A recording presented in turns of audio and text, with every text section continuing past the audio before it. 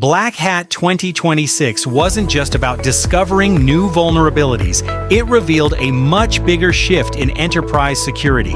The attack surface is expanding, and AI is accelerating it. At this year's conference, AI and autonomous threats were everywhere. AI agents can now interact with API, code, cloud resources, files, and sensitive business data.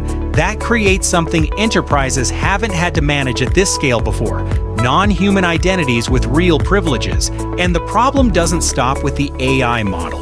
Researchers and security teams are increasingly focused on the software supply chain, including the tools, dependencies, plugins, and skills that AI systems rely on. So security teams have a new question to answer: what exactly can our AI applications and users access?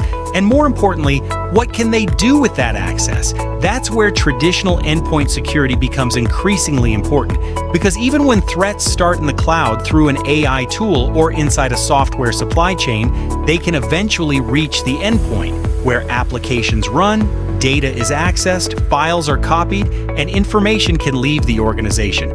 This is why enterprise security is moving toward continuous visibility and control. Organizations need to know what is running, what devices are connected, what data is being accessed, and what information is leaving the environment. Platforms like AnySecura take this approach at the endpoint, combining application control, device control, data protection, screen monitoring, and IT asset management to help organizations enforce security policies where activity actually happens.